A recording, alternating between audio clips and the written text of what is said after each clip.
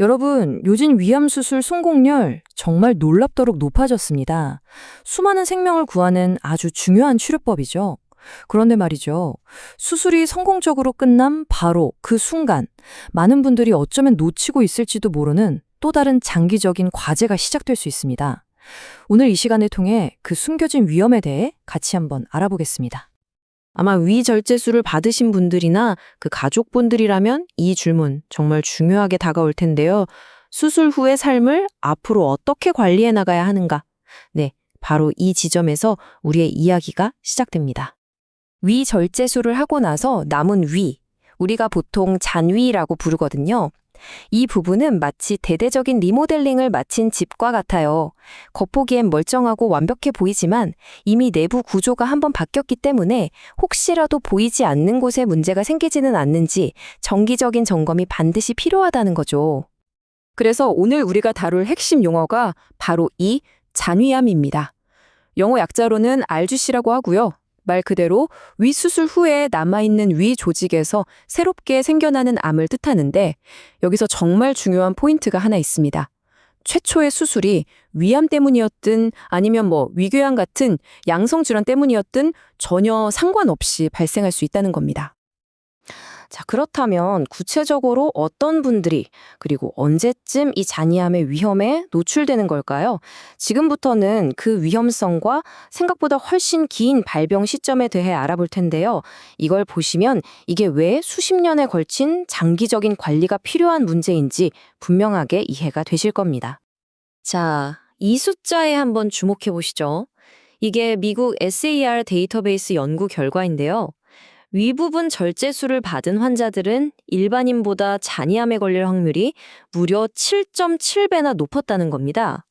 와, 7.7배라니 이 숫자 하나만 봐도 우리가 왜 이 문제를 심각하게 다뤄야 하는지 명확해지죠.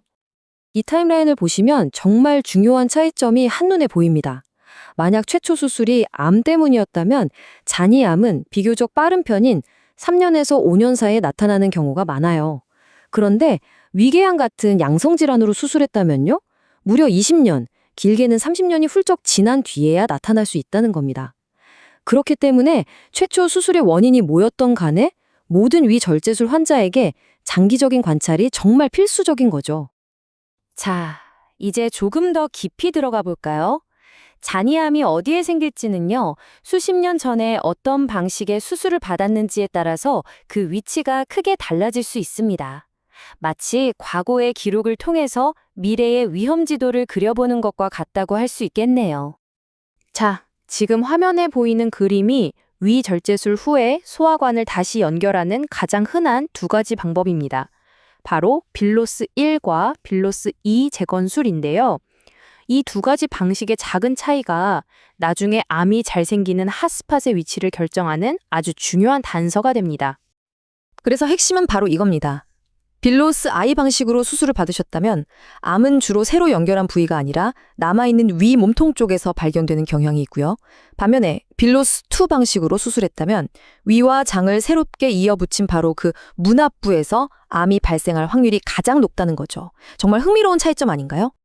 그렇다면 의사들은 이 작은 암세포를 도대체 어떻게 찾아내는 걸까요?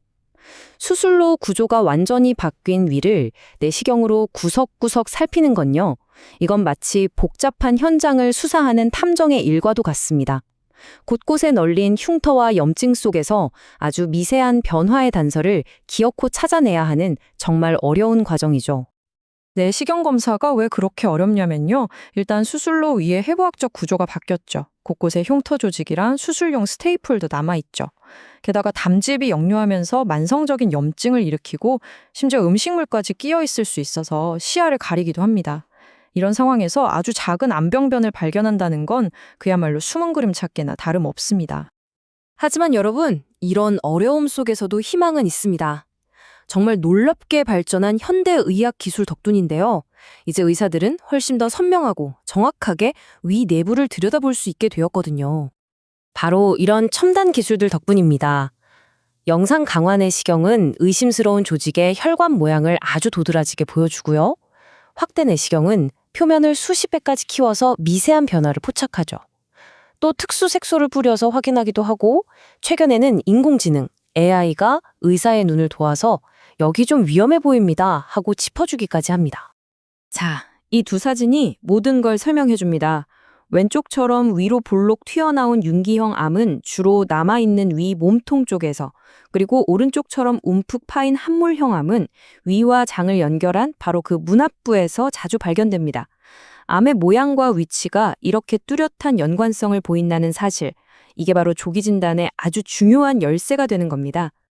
자, 그럼 만약 잔위암을 발견했다면 어떻게 될까요? 여기서 가장 중요한 메시지는 조기 발견은 절망의 끝이 아니라 완치를 향한 가장 효과적인 치료의 시작이라는 점입니다. 이제부터는 긍정적인 결과에 한번 집중해보죠. 이 희망적인 경로를 한번 따라가 보세요. 정기적인 내시경 검사를 꾸준히 받다가 암을 아주 초기에 발견합니다.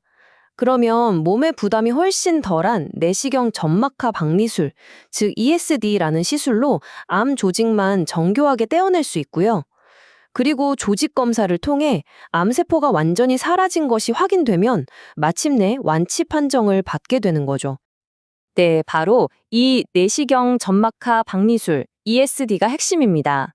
배를 여는 큰 수술 없이 오직 내시경만으로 조기암을 완벽하게 제거할 수 있다는 건데요. 환자의 남은 위를 그대로 보존하면서 합병증 위험은 크게 낮추는 그야말로 혁신적인 치료법이라고 할 수 있습니다. 자, 그럼 오늘 내용의 핵심 다시 한번 정리해 보겠습니다. 만약 위암으로 수술하셨다면 최소 10년간은 매년 내시경 검사를 받는 것이 좋고요. 양성 질환으로 수술하셨다면 수술 후 15년에서 20년이 지난 시점부터는 정기 검사를 꼭 시작해야 합니다.